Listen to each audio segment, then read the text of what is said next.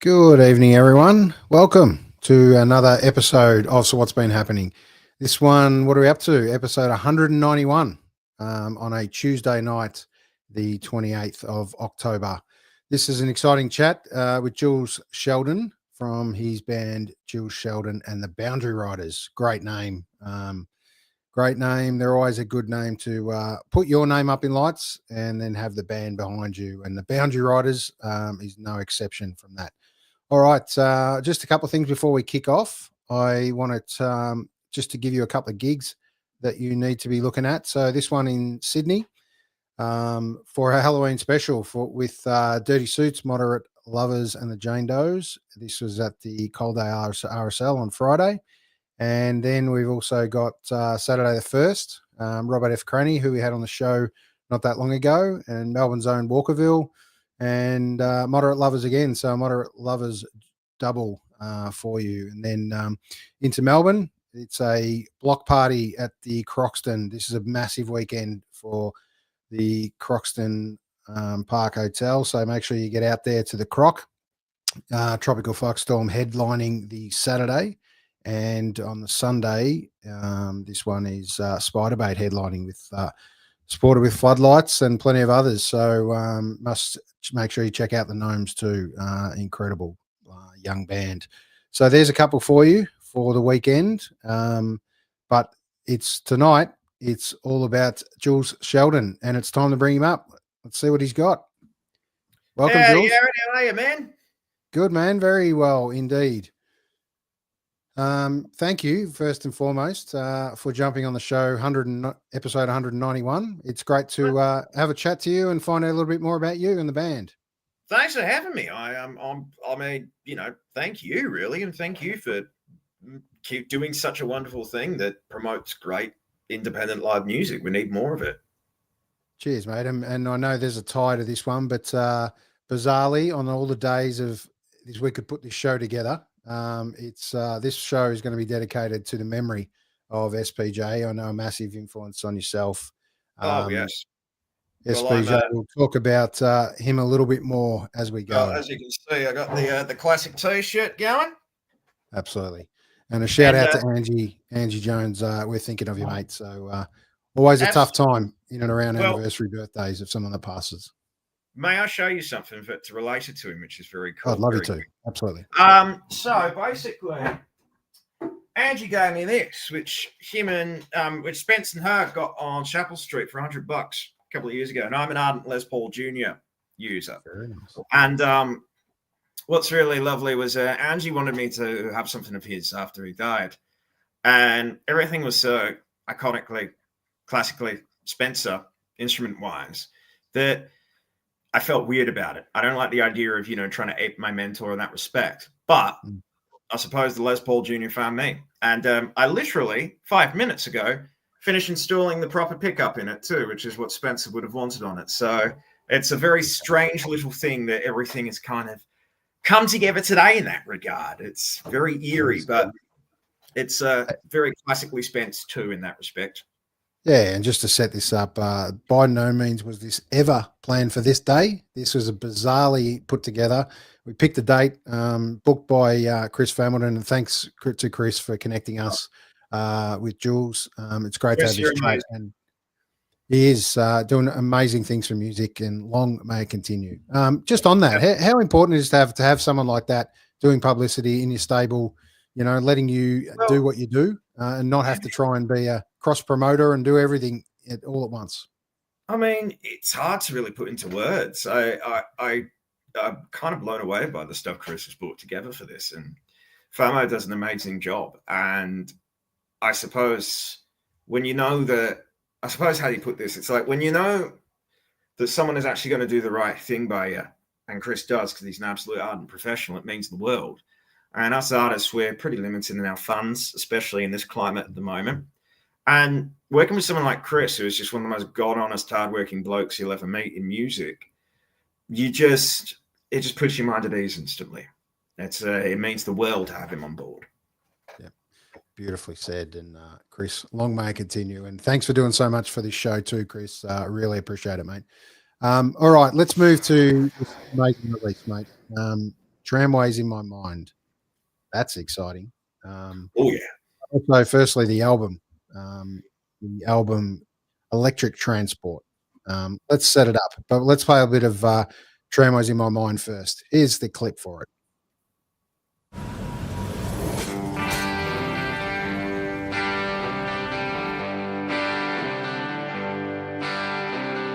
Tramways in my mind. Tramways in my mind. Over the river in Friedrichshain, there at the terminus. Tramways in my mind. Tramways in my mind. A city is nothing without the running around the place. And Misaki is directed by the rails on the streets where I go. My mind is at ease when there's wires hanging over the road. Where do they go?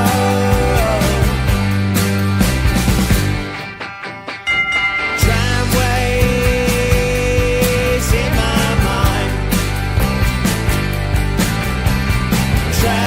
Tramways in my mind. From Kyoto to Arashiyama via Golden Pavilion. Tramways in my mind. Tramways in my mind. The anxieties of roads without them, it's unbearable. So call them round and call them blue. I saw Straßenbahn as well. A tram is just a tram to me where I come from.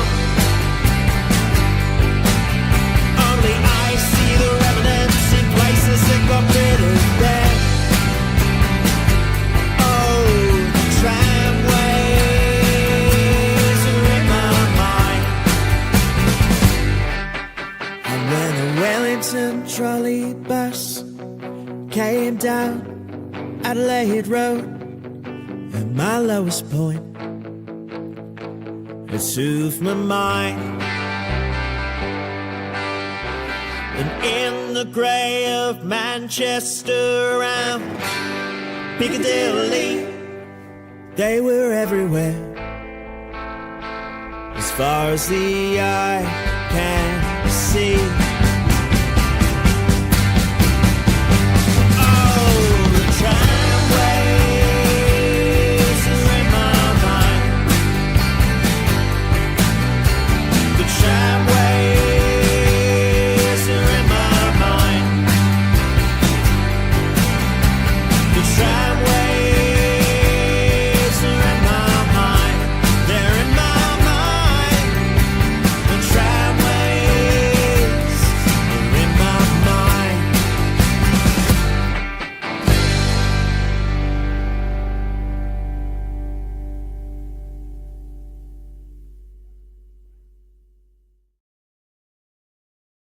Thanks to everyone for indulging with me on that one. I can't cut that one off. I have to play the whole thing. So let's bring Jules back up, mate.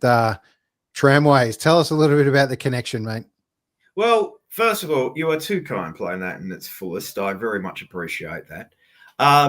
Tramways in My Mind, I wrote actually quite a long time ago. I was on tour overseas. And my then partner was playing music with me. And unfortunately, we broke up on that tour. And it was a bit of a treacherous, tenuous time for me. It was for both of us, actually. It was pretty unpleasant having that happen when you're thousands of miles away from home. But for me personally, I found great comfort in the trams of the world. I'm quite tram obsessed, being a northern suburbs boy in Melbourne. And I've always found comfort in trams. Ever since I was a little kid, I'm completely obsessed with them until now. Even now, like, I just love them. And everywhere around the world, whether it was Berlin, the Dublin Lewis tram system, the Kyoto-Randon tram lines, all these different places, Manchester as well in England. I found great comfort in them. I found great comfort in places like that because in a time when I felt very, very vulnerable in the world, it was lovely to find that familiarity elsewhere. And what is it, mate? Is it the familiarity that gets you? Is that the part that is the gripping part that keeps you excited in the tram world, or it's a place of comfort? What is it in particular? It's all the above. I suppose for me, I'm very honest about this because I like to advocate for other people while others. I'm on the scale of neurodivergence, and I, diagnosed ADHD, most likely ADHD, which is a mix of autism and ADHD. I just got to get the money together to basically get that one all confirmed, but that's another story. And I suppose I've got very comforting memories as a kid of being out with my family on the old W-class trams around Preston, where I grew up. Yep. And when you have a brain wired like mine and you have those comforting moments as a kid, you find yourself very much revisiting them as an adult in times of discomfort. And I suppose for me, trams have always been a great comfort thing and a great fascination. But also, when you get past the comforts and the familiarities, there's great social histories in them as well, especially in Melbourne and all around the world. There's always a very fascinating story to tell if there's rails on the street and wires over the road. There would have been some incredible stories. Good trams amongst the time. What's your favourite tram number, mate? I must on the Melbourne lines. Well, I grew up on the 11. I live on the 11, and I've always have lived on the 11. So, I mean, I feel like I'd be a bit of a traitor if I didn't say the 11, really. Yeah, fair enough. And your favourite spot around the world, if in relation to trams, what have you found? And can you change, or would it not be Melbourne in some instances? Obviously, very biased being a Melbourne boy, but where else could it be? I mean, in regards to favourite tram spots around the world, or just in relation to Melbourne, do you mean? Favourite tram spots in the world. Well, I mean, they're all beautiful in their own different ways. I mean, I look at the Randon in Kyoto, and that's amazing. That's the last two tram lines left in Kyoto in Japan. And it's gorgeous. One of the routes goes to the beautiful hills of Arashiyama, which is one of the outer suburbs, and that's just stunning. You just got beautiful, beautiful mountains and monkey sanctuary, beautiful river there, and that's just gorgeous and mystic in its own wonderful way.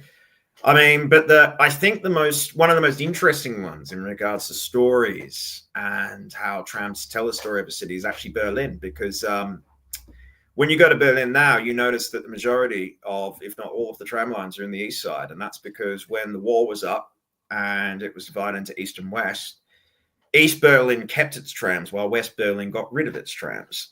So everywhere there are trams is basically almost where the old Eastern Bloc used to be. So that's quite fascinating in regards to the story it tells about a city like Berlin that was so divided. Yeah, very true. Thanks for bringing that up. All right, we're going to change tact a little bit to some of your inspirations and your biggest inspirations. And I think it's only fitting on a night like tonight when we reflect on one of them being the great Spencer P. Jones, is your song Uncles. Let's give it a whirl. Thank you. The uncles I'm missing are watching me. I hope proudly we're spending that time with the good folks and wine.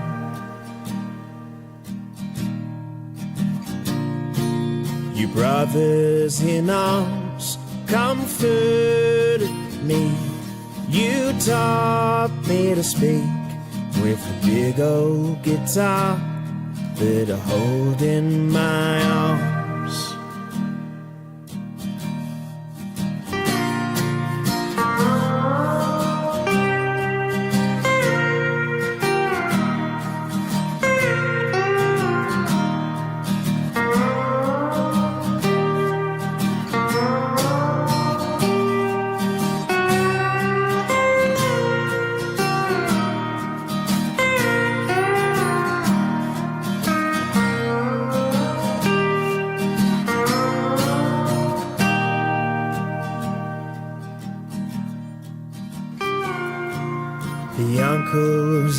missing. How can it be that you're telling me the one of you will die from the deathbed you lie?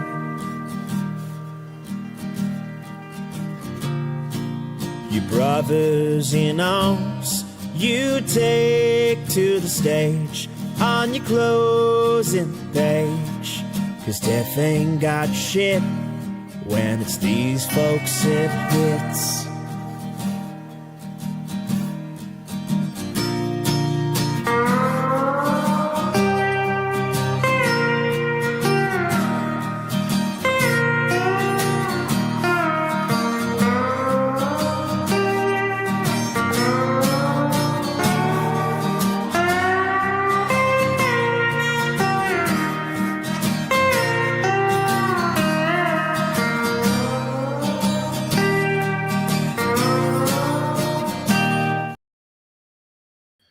All right, I'm going to cut that one short because we've got a few songs to get through tonight. So I'm going to leave you hanging so you can discover the beauty that is Jules Sheldon and the Boundary Riders. So talk to me, mate. The Uncles, beautiful lyrics, gorgeous Thank guitar. Tell us a bit about it. Well, the gorgeous guitar is from my dear Boundary Rider, Joe Foley, who played the beautiful up steel part in that one. And Joey has been my musical rock since I started on this journey of this album, and he's an amazing musician. And lyrically, that one kind of very much came out fully formed. I suppose it was my way of coping with losing not only Spencer but also Brian Hooper. He's been Suburban Man, mate, and my other rock uncle within 6 months of each other. And I very much nearly gave up on music from the loss because everything reminded me of them. And I suppose it's writing songs like that that help you cope and help you kind of manage the grief and sadness that you feel when you've lost people as significant in your life as they were to mine. Sure. So when did that song come together for you? How long kind of after their passing? How did it come about for you?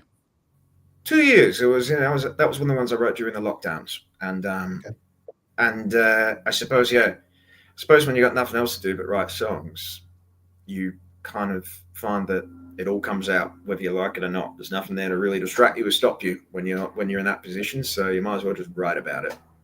And that one in particular, was that kind of an intended reflection song? Yeah. Like kind of during COVID that came out then, and kind of wasn't ready any earlier. Just kind of part of your reflections in amongst the time that was COVID. Absolutely, that's exactly what it was. And I suppose when you got that free time and free space, you think about a lot of things, and I think about them. And I suppose I kind of was, I kind of had to just approach that feeling of their loss and what they meant. And for me, songwriting has only ever been a coping mechanism and a catharsis. And that was the best way I could cope with losing them. Sure. And obviously enormous inspiration for the majority of your life, but being discovered as a young boy, 15-year-old with Spencer, just tell me a little bit about that connection, mate. Well, it was at Pure Pop Records in St Kilda, which used to be owned and run by my dear friend Dave Stevens. And because it was a record store, a bar, a cafe, and a live music venue, it made its classification allowed me to be underage and go see music, which I desperately wanted to, because I'd started writing songs around that age. And I met Spence. Him and I just genuinely got along. We just liked chatting. We just enjoyed shooting shit about music. And he liked talking to someone who was incredibly young, but loved all the same music he did. And I suppose we enjoyed those sorts of generational gaps, but loving the same stuff, like in the Stooges, Neil Young, Big Star, all that sort of stuff. And eventually I was a bit coy on it, but he worked out I played music and he had a listen and he really loved it. So I suppose, as they say, the rest is history. Absolutely. And were they some of your biggest influences at that age, at 14, 15, that kind of real formative early years of music? What were you listening to? I mean, what I was listening to around then, funnily enough, I'd heard of him. I'd heard of Spence. I'd heard of Brian. I'd heard of the Be Suburban. Of course I had. I mean, to listen to the kind of music I did, listen to just any good Australian music, you'd be hard-pressed not to hear of them. But I suppose for me, I was very much listening to like UMI a lot, the Triffords, Go-Betweens, bands that are still very much some of my favorite bands of all time. And I still always say Hi-Fi Way by UMI is my favorite album ever made, and it's always number one on my list. Great call. Hard to argue with. Hard to argue with. Some incredible influences in your music, and you can really see and feel some of those, those influences coming through. So that's always a beautiful little nod to some of those musicians for sure. All right, we're going to kick off a little bit with "Got Myself a Shadow." Great song title, even better song. Can I give you a little insight before it happens? Oh, you can. Go for it. Yeah, of course, thank you. Something quite funny is I actually wrote that about my beautiful old dog, Ernie, because he was like my shadow, follow me around everywhere. But you know what's really funny? Poor Ernie is no longer with us. He died about a year ago, poor guy. But something very strange is that my wife and I got discovered by a cat who has now become a valued member of our family, and she already had a name. What do you think her name was? Shadow. Nah, it's so weird. Still freaks me out. She's the strangest little creature. You'll probably hear her meowing at some point during this, but yeah, it's a very odd thing. But anyway, go right ahead, gang. Rock on. That is really cool. Here we go. Got Myself a Shadow. You too.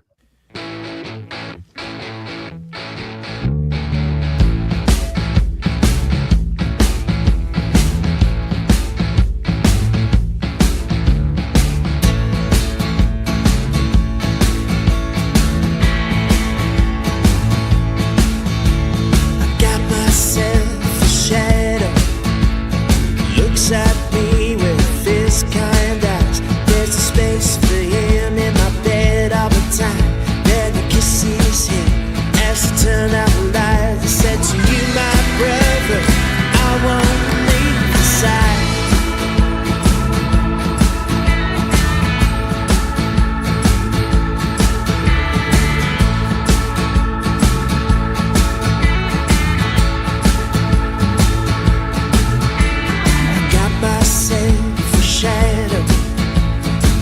Friend I've ever had.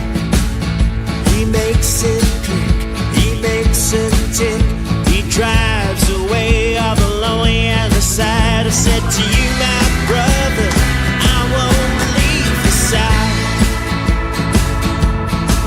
I said to you, my brother, I won't leave the side. Alright, walk it up.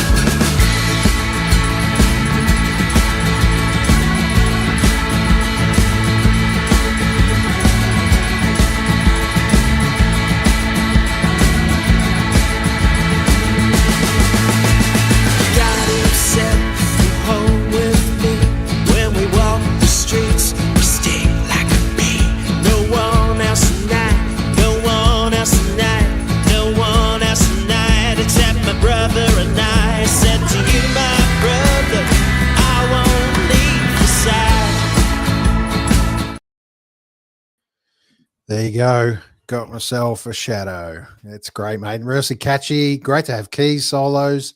Really cool. Thank you. It's that one's a lot of fun to open sets with. It's always we always joke it's our little tribute to Mark Bolan and T-Rex in that respect. Yeah, right.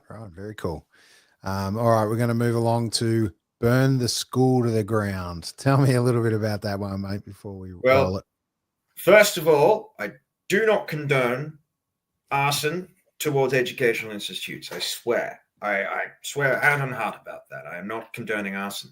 But I suppose why I started writing songs and what drew me to eventually make like Spence and Brian was that in school I was heavily bullied and it was a horrible place. It was a nightmarish high school, and I suppose I had to write about it to cope. And the experiences in that school were what made me start writing music when I was younger. Because music, as I said earlier, music's a catharsis for me. And Burn the School to the Ground is about that I finally got to this point where even though a lot of those people who wronged me don't deserve forgiveness, I'm going to forgive them because I want to move on. And that's a choice that you sometimes have to make in life. That's a very smart decision too, mate, to push that out of your life and just go with the new, which is really nice. And this is the magic of this song, Burn the School to the Ground. We're not condoning it. But here we Not go. condoning.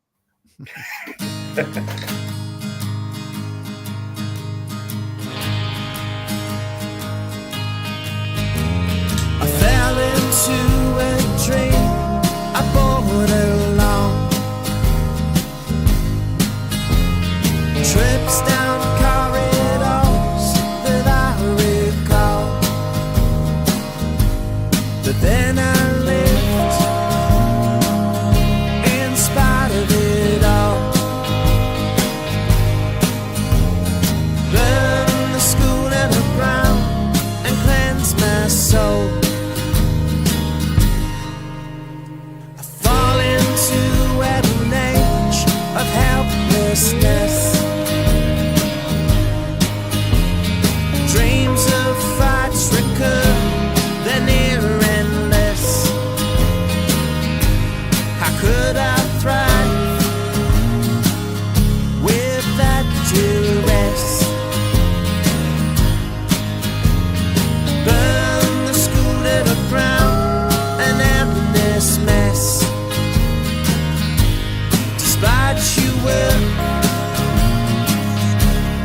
no one sees. You got a big fat hole in your heart and it still hurts. So burn the school to the ground, yeah, my victory. I'd rather be dead than a bully anyway. So burn the There you go. We continue to leave you hanging, to leave you wanting more, which is definitely what doesn't end up happening at your beautiful shows, mate. You give them everything, and I definitely there's try nothing to. left. Nothing left. Oh, well, I mean, it's definitely the intention. I don't believe in anything being done in half measures in music. I believe you give you all or you don't deserve to be there, and I always give my all. Yep, absolutely right. And how did the launch go? Only Saturday, wasn't it? Yeah, outstanding. Great night, and yeah, wonderful way to kick it off. Joe and I are going to be playing up in Castlemaine on Friday at Shed Shaker Tap Room, supported by Tom Woodward. We're going to be doing it as a duo, which will be great fun. And yeah, just really really excited to be taking this album on the road. And I love touring. And anytime I put out an album, it's an absolute joy to be able to go and tour again, because it's honestly one of my favorite things on this earth. Yeah, as it should be. There's one thing recording it in I noticed the intention written into your press release in relation to how you're recording and what you were trying to capture, and to capture that moment in amongst that live set. I think you've done it beautifully recording Thank the you, album. that's So very kind of you. yeah, was that different to what you'd done before in relation to going in recording with that feel and vibe, or was it always the way you Absolutely. Very, very differently. I mean, this album's the first album I've done with the Boundary Riders. I mean, this is my fourth album, but the first with the Boundary Riders. So this was an entirely different experience. I've never really done it with a band before, especially bands that I played a ton live with before jumping into the studio. And I suppose it was a very, very interesting experience for me. And it was lovely, after nearly 17 or 18 years of playing music, to experience something so new. And Joe and James did a wonderful job on the record. James recorded pretty much the whole thing in his home studio. We were all on production duties. We all mixed it together, and it was remarkable. It was just an absolute joy working with those two. Like, Joe and James are just amazing guys and great musicians. And I mean, the other reason Jimmy's not playing much in the band is because he's just not got the time to tour, which is fine, because he's still a dear friend and he's still going to most likely record the next album for us. But yeah, I suppose, to sum it up, I think the joy of collaboration, the joy of like-minded souls is what this one brought me. And was just wonderful. Well, obviously the joy of collaboration is a magic thing, and getting people up on stage, special guests and all those kind of things, is something that where the real magic comes in amongst music. So, mate, have you got someone out there that you would love to collaborate with? Anyone in the world? Who would you like to be on your next album if you could just muster it to happen? I honestly have no idea, tell the truth. That's a good question. I mean, it's a very hard one because I suppose I'm really pragmatic when it comes to my own music. Sure. So I mean, if you're asking me, if you're asking me about, you want the next album, I'd be nearly almost like having to grab my little book of production notes and go, okay, so who plays this who I don't know anyone that plays it? Yeah, that thing. That's how I am. I'm a pragmatist. I love my heroes and I love my music and I'm paying tribute to my heroes. With my own music, I'm kind of going in there and just getting the job done, really, and trying to do a bloody good job. So I suppose it's hard to say. It would be very dependent on who would bring the best to my album, I guess. Sure. Well, there's a big shout out to anyone that thinks they can bring a little bit more to Jules Sheldon. Talk to me. Let's get it out there. Yeah, you are welcome. Reach out. Talk to me. Yeah. Is there someone you're listening to at the moment? What was your last listen? Any record? Yeah, my last listen. Well, I've been on a massive Wilco binge lately. And that's been a joy also because some people are very funny. Some people listen to music and don't really look for role models or anything like that. And I really see Jeff Tweedy as quite the role model. I suppose, he is very much dealt with his own mental health and addiction problems very upfront and very honestly. He is a father to two boys who he plays in a band with, and he's been married to the same woman for nearly 30 years. I suppose someone being an image of stability in rock and roll is actually very rare. And as someone who wants to be touring and wants success, but I'm also very much hell-bent on having a kid with my beautiful wife, Jess, starting a family and doing that stuff as well. When you actually see someone out there who has done that and made it work, it's really encouraging and it's really wonderful. So been listening to a ton of Wilco. What was I listening to the other day? The second television album, Adventure, which I love. The other reason that, people don't know about it is because they had to follow up Marquee Moon. They followed up the most spectacularly brilliant album of all time with an album that was just really, really good. So sucks to be them. And as well as that, I've been listening to a bit of Solid Tom Verlaine as well, actually, on the television tangent. And that's the majority of it at the moment, really. That's most of it. That'll fill a few days out. That's great. Tell me about it. I'm still working through it. Yeah, and you're a busy man with this tour upcoming. Off to Castlemaine, obviously first, then through to Warrnambool, Beechworth, and off to Sydney. So really exciting month ahead. Yeah, I can't bloody wait, to be honest. It's just going to be so much fun. And it's been a long time since I last got on the road, and I suppose that this time I'm not really going to be leaving the road for a while, so I'm really, really excited. And after this, it's just going to be more shows, more touring. Just, you're all going to be sick of me, but I can't wait to do it. Perfect. Oh, that sounds like a cue for traveling in. Here we go. Oh, yeah. Good.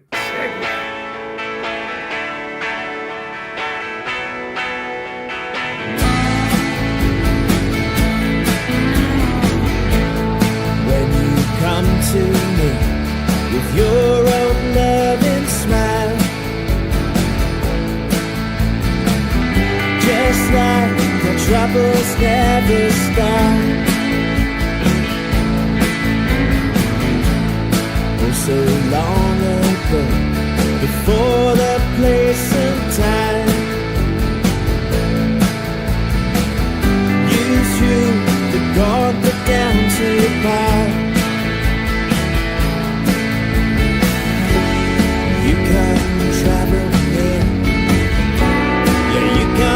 Traveling in, and I don't ever wanna play the part. I don't ever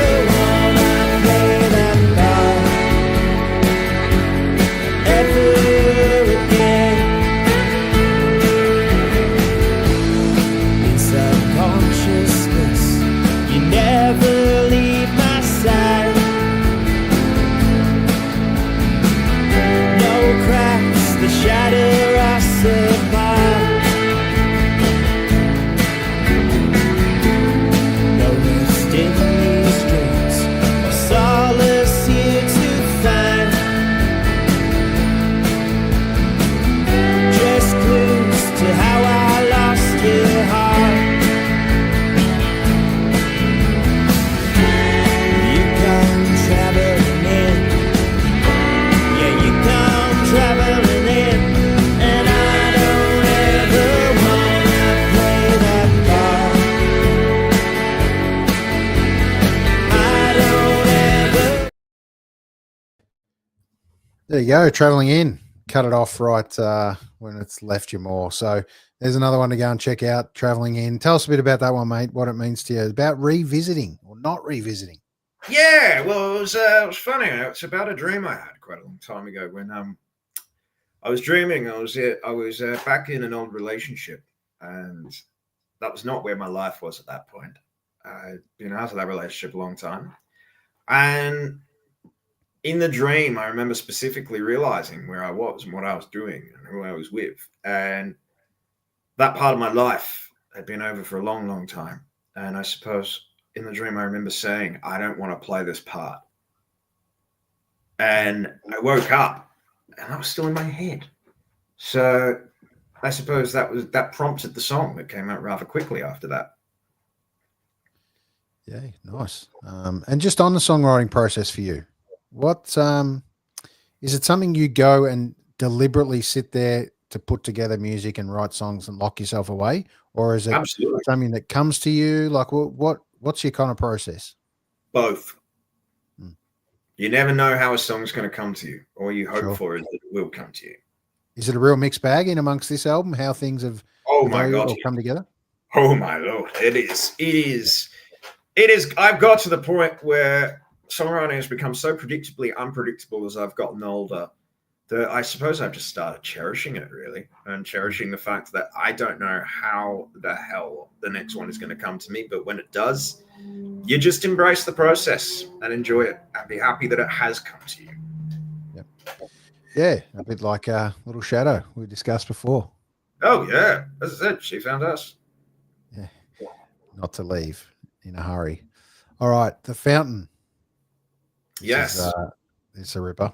I actually enjoy not just saying it because you're on, but this whole album, it's just an absolute beauty, and when it's performed live, it's even more magical. So make sure you get out there and see one of these gigs on this tour, starting with Castlemaine this weekend. So tell us a bit about The Fountain, mate. Well, it's funny you say that about the songwriting process. The Fountain I actually wrote about writer's block. And that's what it's about sipping from that fountain of songs. And and it's an old sort of myth that gets told that if you write about writer's block, it'll break the writer's block. And I thought that was bullshit for years until I did it and know it's actually true. So, yeah, I got that one wrong. Yeah. Well, here it is. Listen out for it. The Fountain.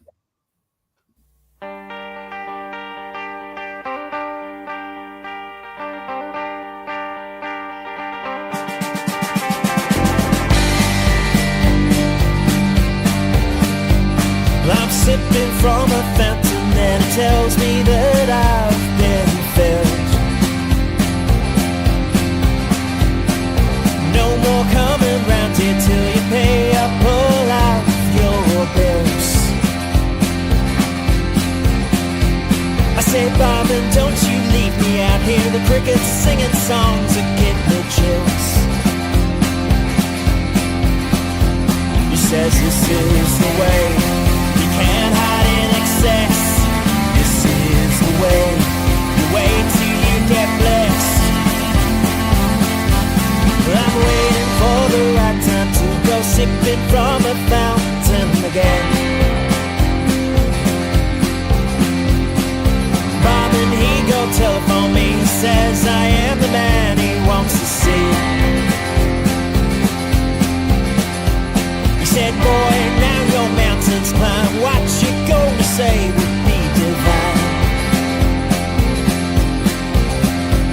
He said, enjoy it to its best, for everything must die. Enjoy enjoy it to its best. Live your dreams tonight, enjoy it to its best. Bask in the Friday lights, enjoy it to its best. Till the next time. Well, I'm waiting for the right time to go sipping from that fountain again. But I show myself out this time and hang out with the crickets. Still give me chills.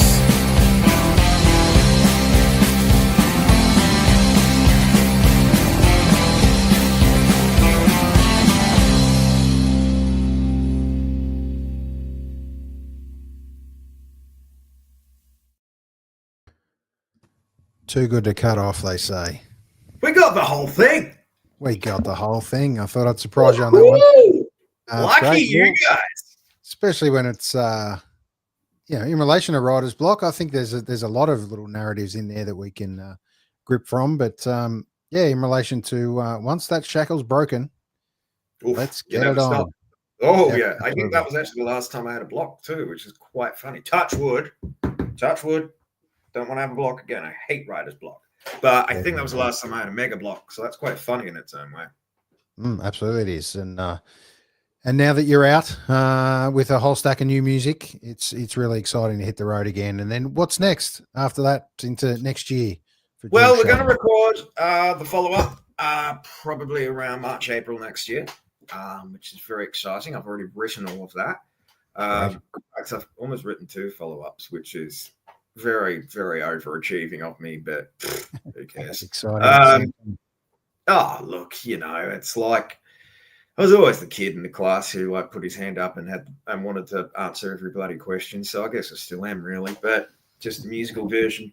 We're going to be doing that. I'm going to be playing and touring heaps around the year, which would be wonderful, and I'm looking forward to that. And I think basically it's just create a situation through playing shows and touring where I can afford to do the next one and the next one, the next one after that, and hopefully be able to take a wage from that myself. So that's probably about really what the priority is at the moment.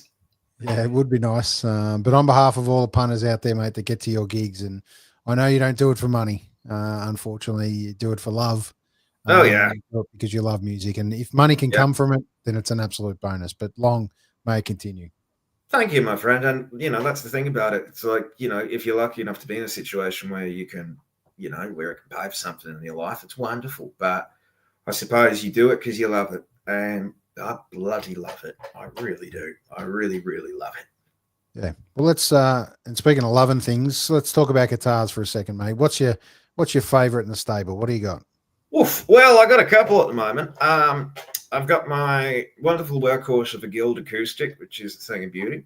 I've got my beautiful Les Paul Jr. called Yella, which I love to pieces. It's a gorgeous, gorgeous thing. And now I've also got that white Epiphone Les Paul Jr. that was Spencer's as well, which is terrific. I just installed the P90 in it.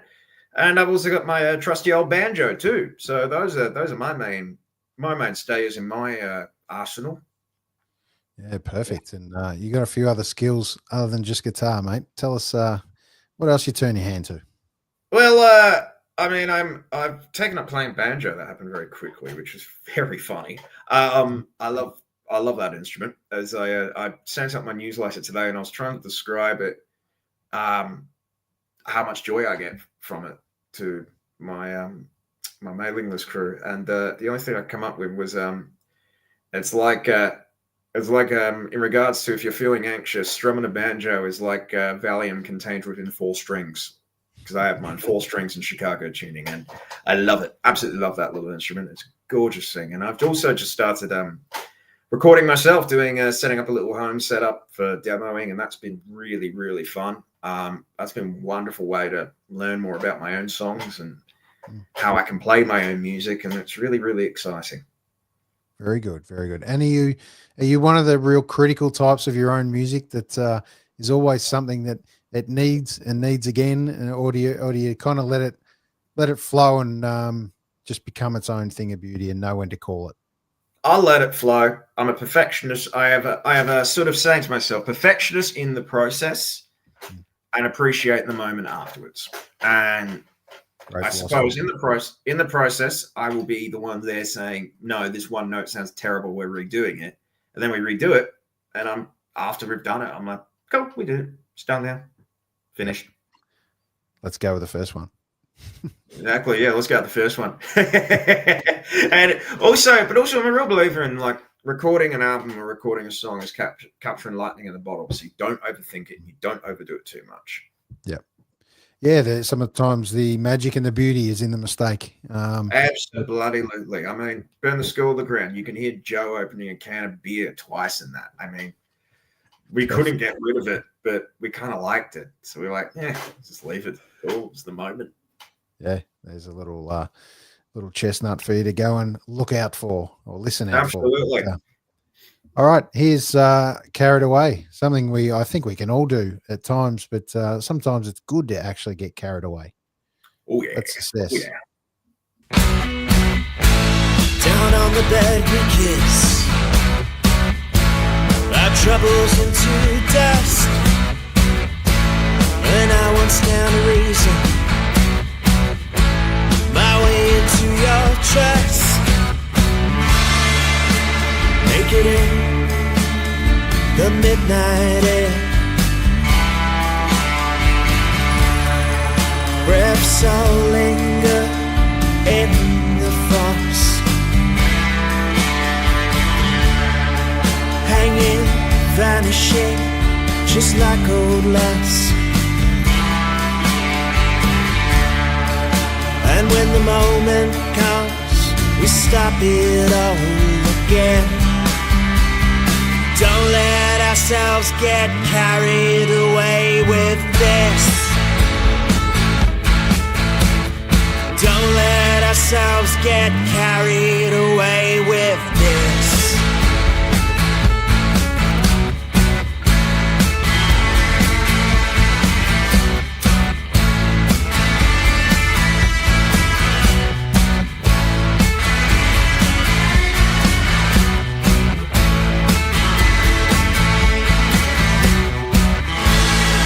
Pleasures always seek nothing long enough to last. Sort of instinct that we keep long as the fog upon the glass. Nothing wrong with being afraid, 'cause nothing lasts into the day. Forget the wolf, avoid all pain,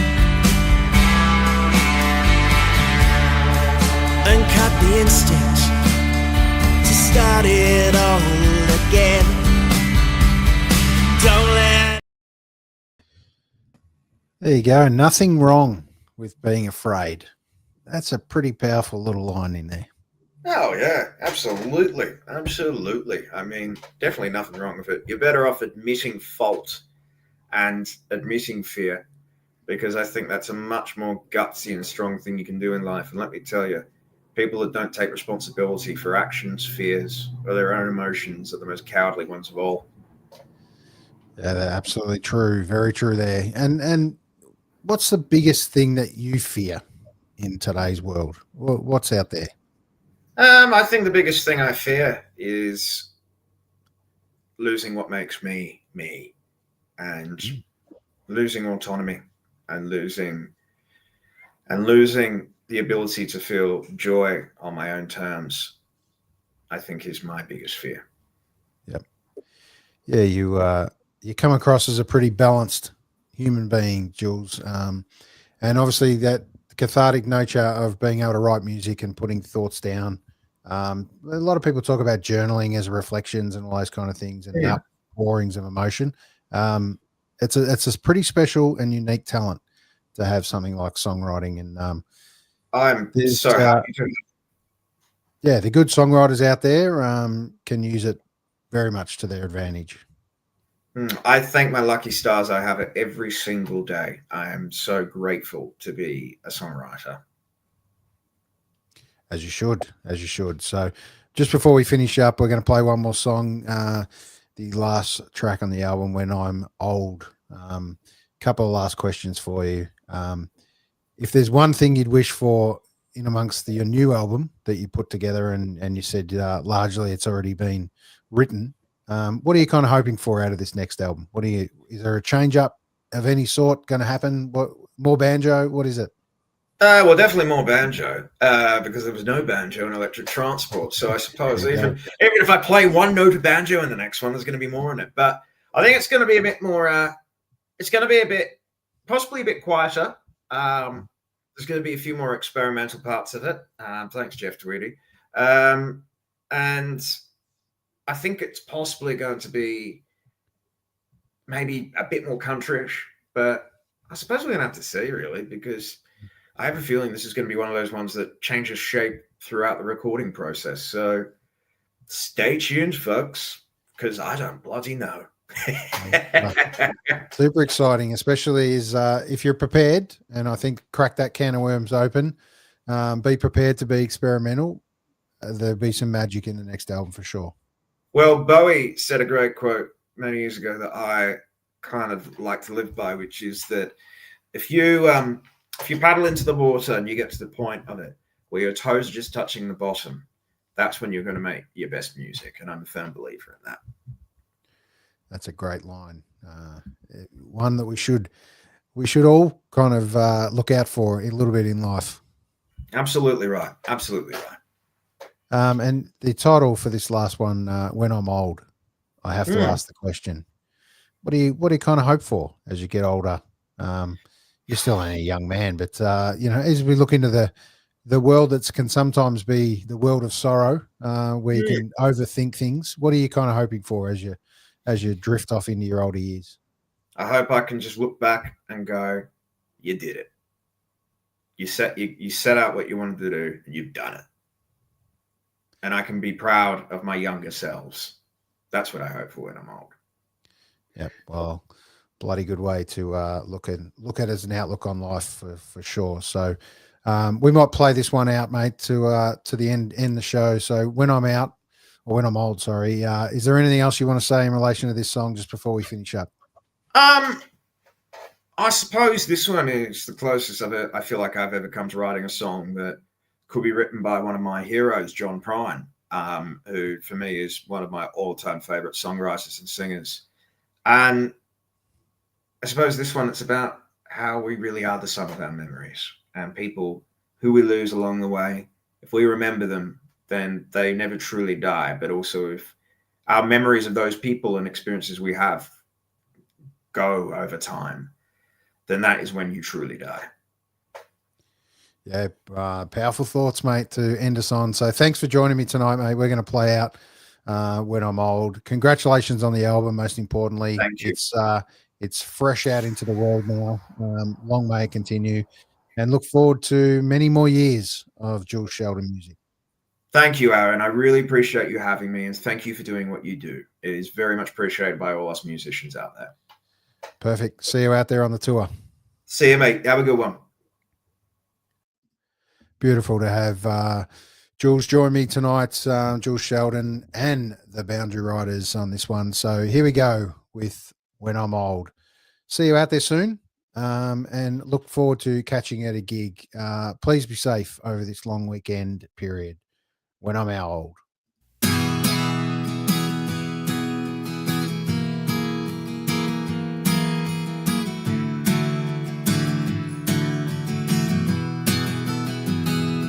When I'm young, I will beat myself, unleash myself into a wall. But now I'm old, I'm kinder and wiser to myself.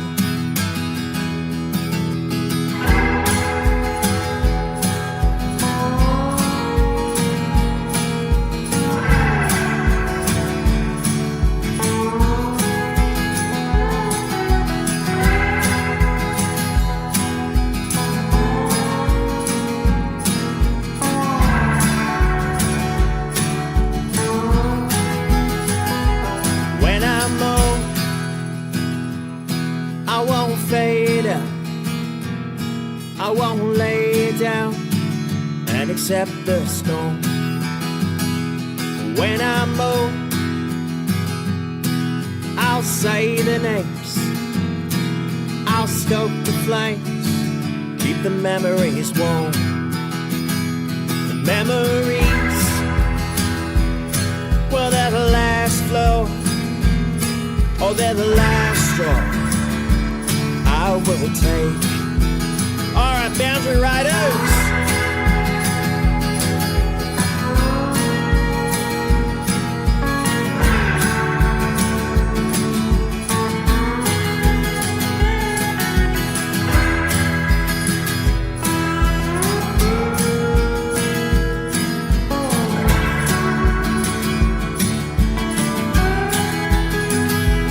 When I mow,